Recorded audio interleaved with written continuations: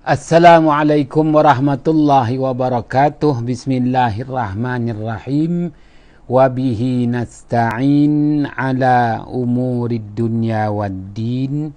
Alhamdulillah. Wassalamun ala ibadihi allazi nastafa amma ba'.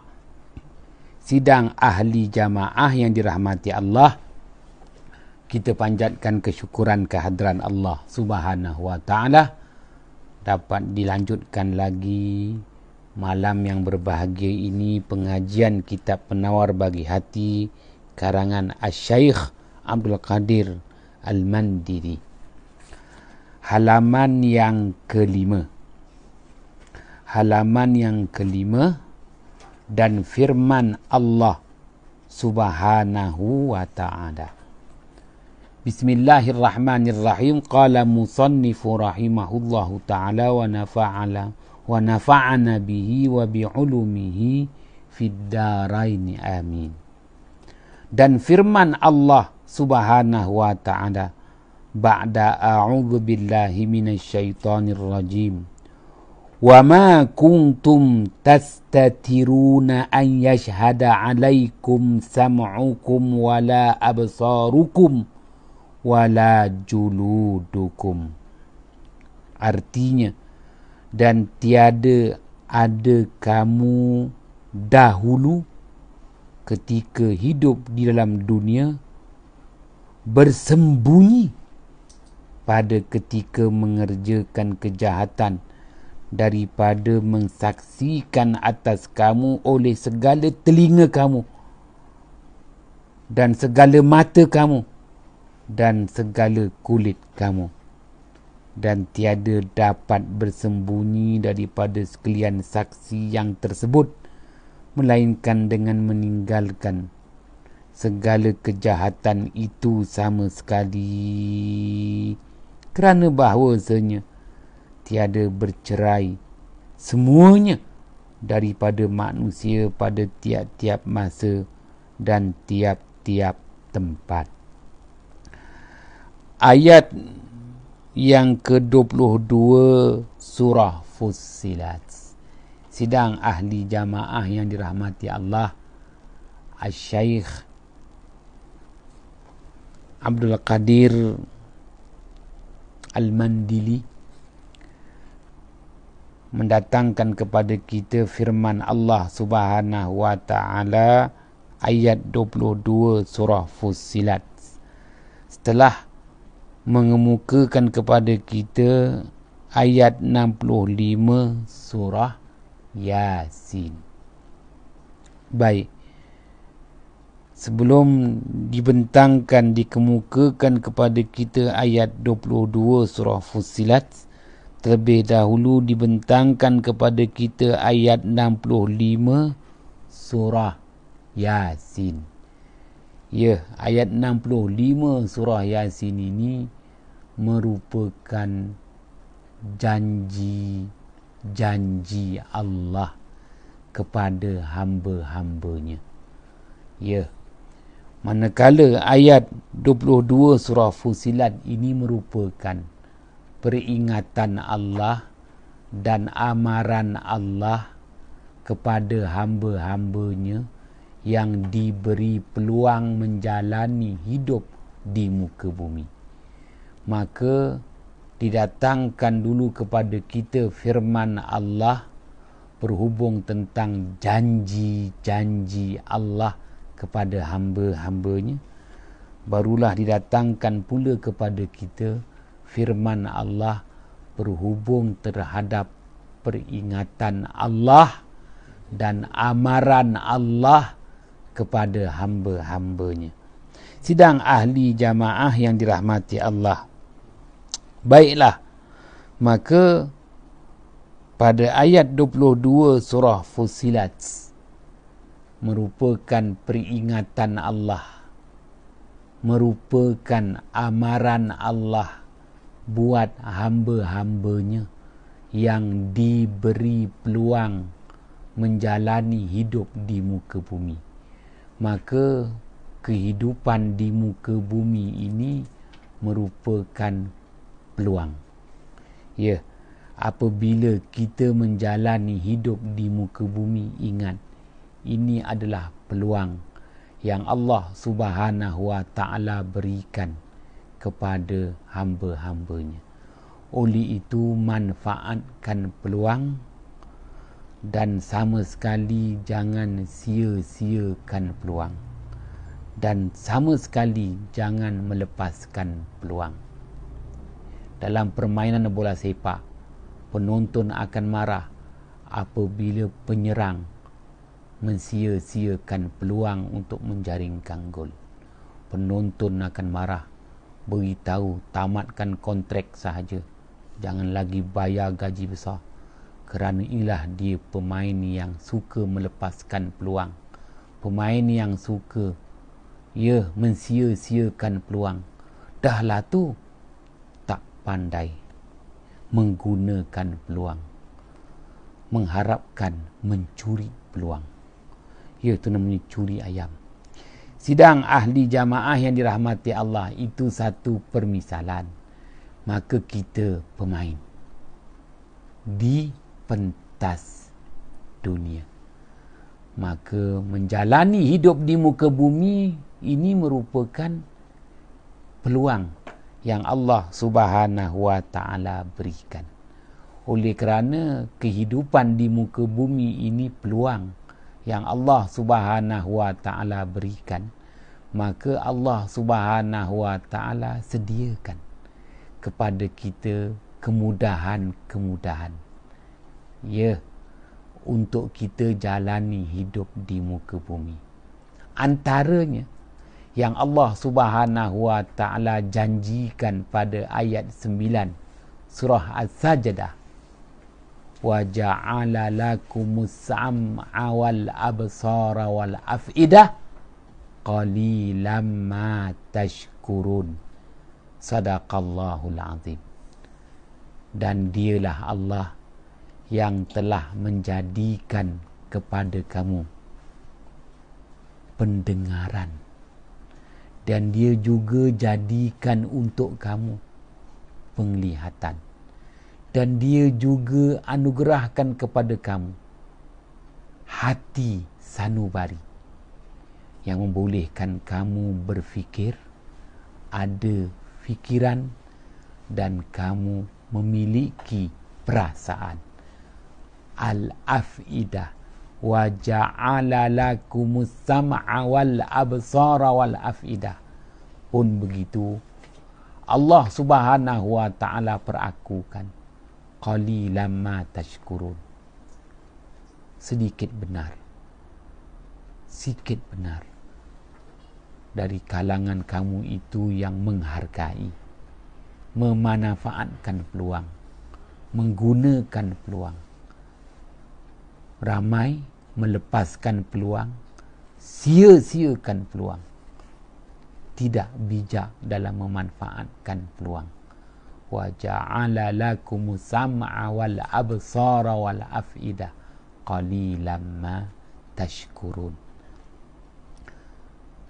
Al-Syaikh Al-Imam Jalaluddin Al-Mahalli wafat pada tahun 864 Hijrah.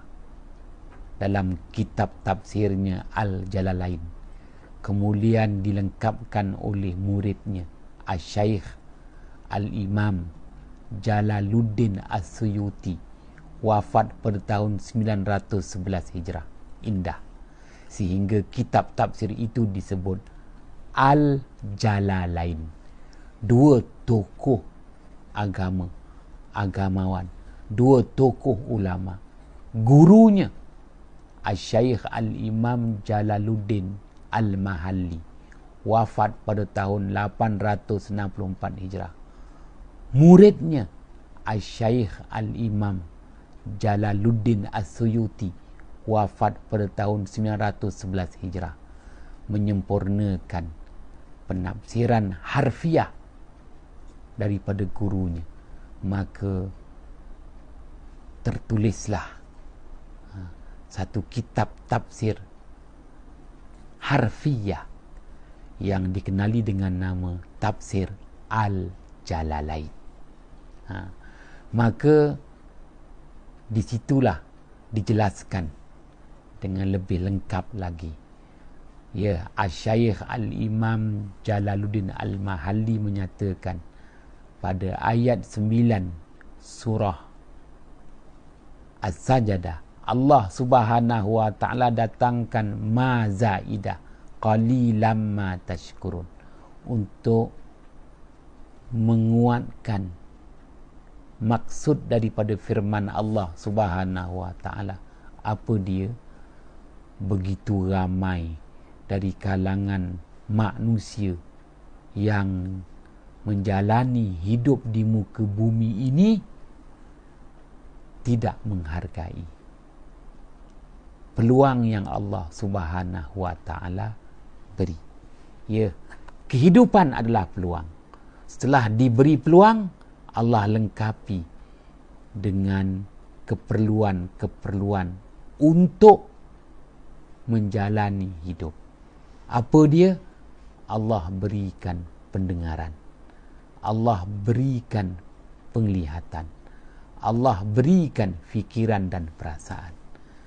Barulah manusia dapat jalani hidup di muka bumi. Pun begitu, manusia sia-siakan nikmat nikmat pendengaran, nikmat penglihatan, nikmat fikiran dan perasaan.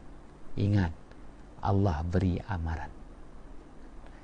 Siapa yang mensia-siakan peluang, yakni tidak menghargai, maknanya tidak mensyukuri kehidupan yang diberi, ya, maka janji Allah akan tunaikan janjinya. Sebagaimana ayat 65 surah Yasin. Allah akan tunaikan janjinya. Apa janji Allah? Ya, Allah Subhanahu wa taala kunci mulut manusia yang lidahnya tak bertulang. Maka tangan mengambil alih tempat lidah yang tak bertulang. Tangan berkata-kata apa yang telah dilakukan, manakala anggota yang lain menjadi saksi, membuat perakuan. Baiklah, maka pada ayat 22 surah Fussilat, Allah Subhanahu wa taala nyatakan kepada kita betapa kita takkan dapat menyembunyikan diri kita. Wa ma kuntum tastatiru, dan tiadalah kamu wahai manusia tastatiru. Ada tambah sin dan ta. Apabila ada tambahan sin dan ta tu sebenarnya daripada satara, maka di situ ya, maknanya manusia sama sekali berusaha menyembunyikan kesalahan yang dilakukan. Sama ada kesalahan itu berpunca daripada pendengarannya, kesalahan yang dilakukan itu berpunca daripada penglihatannya, kesalahan yang dilakukan itu berpunca daripada lidahnya, berpunca daripada gerak-geri dua tangan dan dua kakinya. Ya, tidak. Dan tiada ada kamu dahulu ketika hidup di dalam dunia dapat menyembunyikan kejahatan yang telah kamu lakukan. Kenapa? Bahawa bersaksi atas kamu oleh pendengaran kamu. Pendengaran, telinga menjadi saksi. Dan kamu juga tak akan dapat menyembunyikan kesalahan kamu. Kenapa? Kerana bersaksi ke atas kamu oleh pendengaran telinga kamu. Wala absarukum.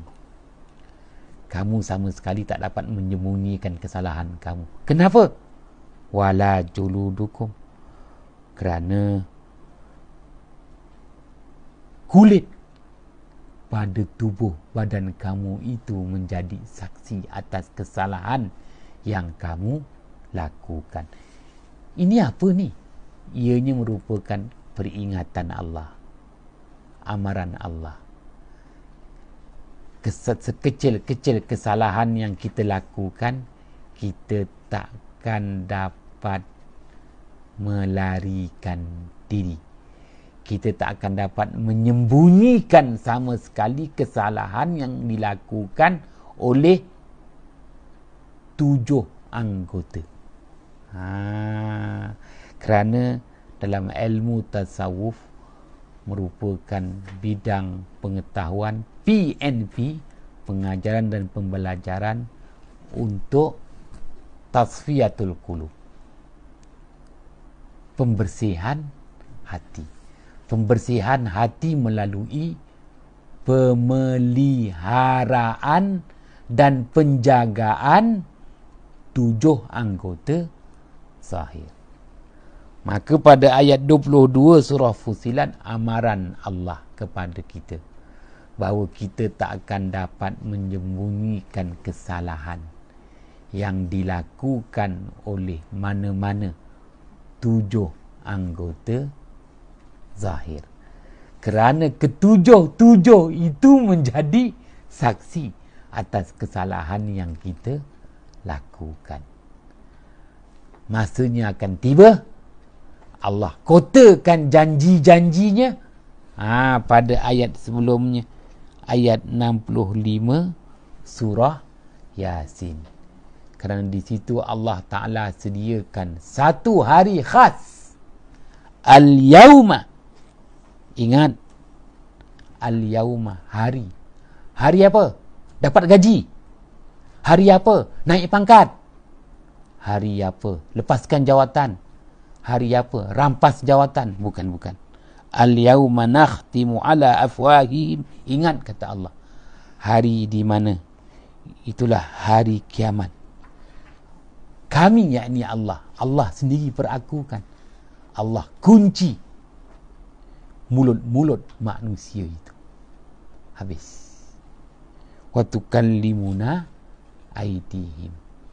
Dan Allah Subhanahu wa ta'ala perintahkan setiap tangan-tangan manusia berkata-kata, mengambil alih tugas lidah, mulut yang dikunci. Sidang ahli jamaah yang dirahmati Allah, begitu hebat pengarang ini, Al-Syaikh Abdul Qadir Al-Mandili. Dihubungkan 2 firman Allah. Didatangkan dulu ayat 65 surah Yasin yang merupakan janji-janji Allah. Kemudian didatangkan kepada kita ayat 22 surah Fussilat yang merupakan peringatan dan amaran dari Allah. Semuanya itu untuk sedarkan kepada kita bahawa 7 anggota zahir yang menjadi tumpuan utama dalam PNP ilmu tasawuf. Esok kita akan mulakan dengan anggota yang pertama. Pun hari ini nak difahamkan 7 anggota yang merupakan amanah dari Allah. Kerana Allah Subhanahu wa ta'ala perakukan pada ayat 9 surah As-Sajdah, wa ja'ala lakumus sam'a wal absara wal af'idah qalilan ma tashkurun.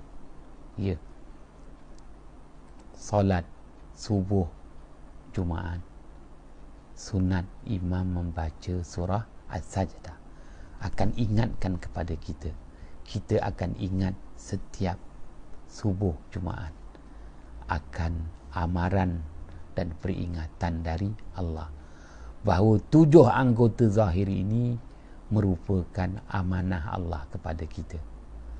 Ianya merupakan alat untuk kita jalani hidup. Allah Ta'ala beri kita mata. Mata tu alat untuk melihat. Allah beri kita telinga. Telinga tu alat untuk mendengar. Allah Ta'ala beri kita lidah yang dikawal oleh 2 bibir dengan 2 gusi atas bawah. Lidah itu alat untuk berkata-kata. Alat. Maka apabila sebut peralatan, ianya adalah pinjaman. Pinjaman. Kerana untuk melihat, manusia perlukan 2 biji mata. Sebelah mata je tak sempurna penglihatan manusia. Untuk mendengar, manusia perlu 2 lubang telinga. Kalau satu tersumbat, tak seimbang pendengaran. Untuk menghidu, manusia perlu 2 lubang hidung. Kalau satu tersumbat, tak sempurna. Buah pinggang pun 2. Kalau satu dah tak boleh guna, tinggal satu, tunggu je berapa tahun lagi untuk menjalani hidup, apapun di dialisis dulu. Sidang ahli jamaah yang dirahmati Allah, maka ianya adalah aradi, pinjam. Allah Ta'ala beri kita pinjam sementara. Allah yang maha melihat, maka Allah pinjamkan sikit aja nikmat penglihatan kepada kita melalui 2 biji mata. Allah maha mendengar, Allah bagi pinjam sikit aja pendengaran melalui 2 lubang telinga. Lemahnya manusia, Allah Subhanahu wa Ta'ala tak perlu kepada wasitah untuk melihat, untuk mendengar. Manusia perlu kepada alat wasitah untuk melihat, untuk mendengar. Ya, Allah maha menghidu, maka Allah bagi sikit, pinjam sikit aja untuk menghidu. Ya, besar lubang hidung, gula sebutir pun tak bau. Tapi hairan, semut tu tak nampak lubang hidung dia. Dia boleh menghidu di mana ada gula. Semuanya Allah mengingatkan kepada kita. Yang Allah bagi pinjam sikit aja. Dan dia mendatang dan dia menghilang. Bila-bila masa Allah datangkan, bila-bila masa Allah boleh hilangkan. Sebelum mati Allah hilangkan dulu. Wa ja'ala lakumus sam'a wal absara wal afidah. Tapi Allah telah datangkan ma tu zaidah. Qalilam ma tashkurun. Sidang ahli jamaah yang dirahmati Allah. Baik. Menjelaskan perkara ini, saya akan kemukakan sebagaimana keterangan yang diberikan oleh Asy-Syaikh Al-Imam Muhammad As-Sawi Al-Misri, seorang tokoh ulama tafsir yang wafat pada tahun 1241 Hijrah. Ya. Dulu waktu belajar dekat pondok Tuan Guru Haji Abdul Latif bin Haji Abdul Rahman, lebih dikenali dengan panggilan Pak Teh. Macam mana pun kalau panggil dia Tuan Guru tak kasih. Hanafiah panggil saja Pak Teh. Maka kita pun panggil dia Pak Teh. Namanya Tuan Guru Haji Abdul Latif bin Haji Abdul Rahman. Panggilan mudah Pak Teh. Jadi waktu datang belajar di pondok Kuak, kampung Kuak Luar, Keruh, Pengkalan Hulu Perak, Pak Teh beritahu bahawa tafsir Al-Jalalain ni walaupun dah khatam, kita akan berulang-ulang kali baca. Jadi alhamdulillah sempatlah khatam kitab tafsir Jalalain bersama dengan Pak Teh. Waktu belajar dekat pondok Kuak Luar, Madrasah Ad-Diniyah Al-Latifiyah. Bertanya dengan Pak Teh, Kenapa tak baca tafsir Ibn Kathir? Tak, dia akan mengulang-ulangkan pembacaan tafsir Al-Jalalain. Guru Al-Syaikh Al-Imam Jalaluddin Al-Mahalli, murid Al-Syaikh Al-Imam Jalaluddin As-Suyuti. Fatih beritahu, mu kalau nak faham lagi, mu beli Hasyiah As-Sawi. Kita pun fikir Hasyiah As-Sawi, dia kata pengarangnya Muhammad Al-Syaikh Al-Imam Muhammad As-Sawi Al-Misri. Rupanya dia merupakan tokoh ulama Al-Azhar yang bersama-sama dengan Al-Syaikh Al-Imam Ibrahim Al-Bajuri yang kita bahas semalam. Dua tokoh, Al-Syaikh Al-Imam Ibrahim Al-Bajuri lahir di Mesir, anak Mesir yang mendaulatkan Universiti Al-Azhar bersama dengan gurunya. Siapa guru dia? Al-Syaikh Muhammad As-Sawi Al-Misri. Dialah yang buat hasyiah, penafsiran panjang lebar kitab tafsir Al-Jalalain. Jadi maknanya kita dapati bahawa pengarang kitab ini Al-Syaikh Abdul Qadir Al-Mandili, penafsirannya ini berdasarkan penafsiran Al-Syaikh Al-Imam Muhammad As-Sawi Al-Misri, yang juga sezaman dengan tokoh ulama tafsir yang tersohor Al-Syaikh Al-Imam Al-Alusi melalui tafsirnya Ruhul Ma'ani. Nak dijelaskan hubungan ayat 22 surah Fussilat dengan ayat 65 surah Yasin.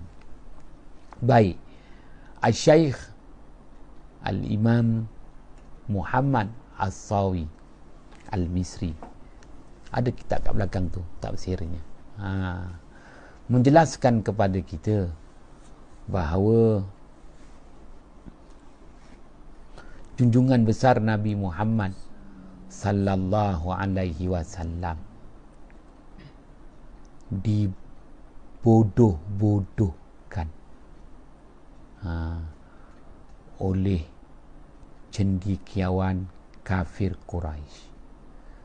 Cendekiawan kafir Quraisy berhimpun panggil Nabi Muhammad sallallahu alaihi wasallam dan memperbodoh-bodohkan baginda Muhammad sallallahu alaihi wasallam.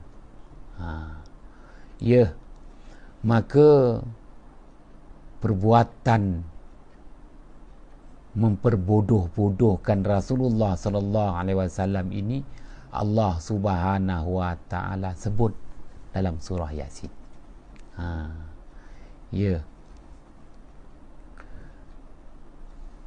Kalau kita perhatikan pada ayat 78 surah Yasin, di situ mereka itu cendekiawan kafir Quraisy cuba membodoh-bodohkan baginda Muhammad sallallahu alaihi wasallam, jatuhkan air muka Rasulullah sallallahu alaihi wasallam.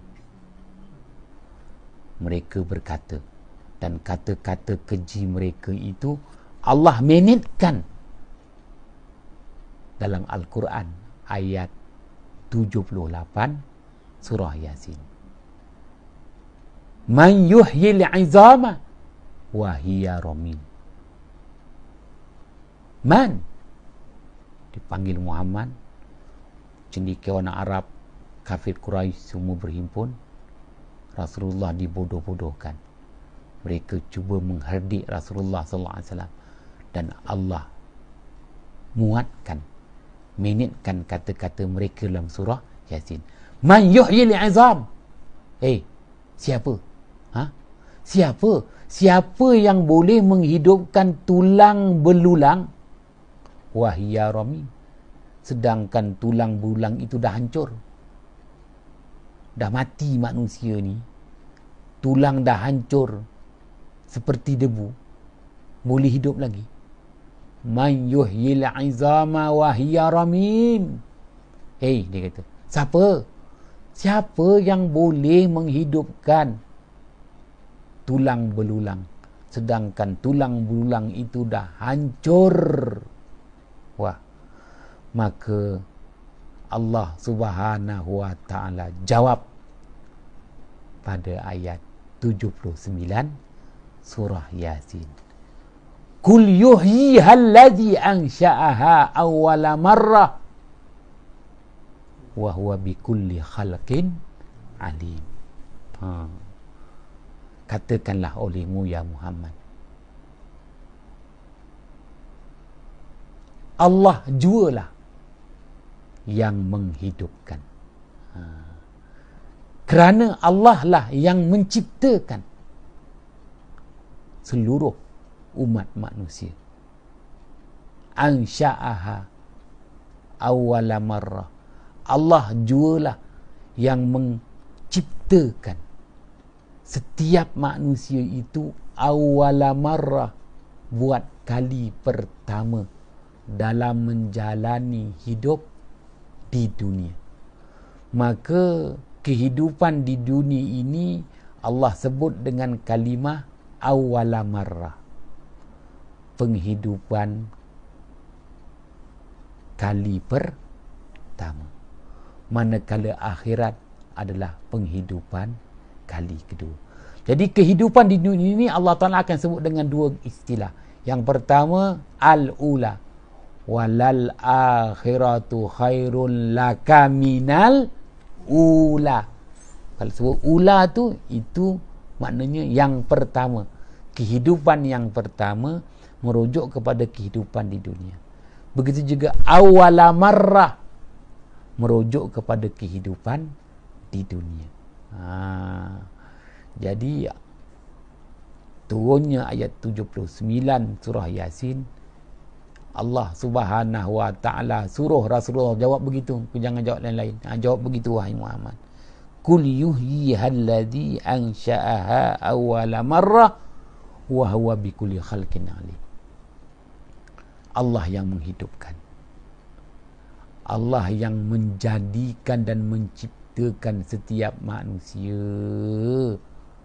untuk kehidupan kali pertama, pusingan pertama kehidupan di dunia.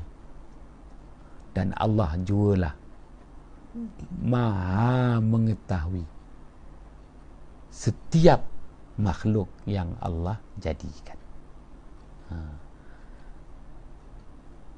Kalau mereka tak terima dengan firman Allah, terpulang, kerana nanti mereka akan menyesal.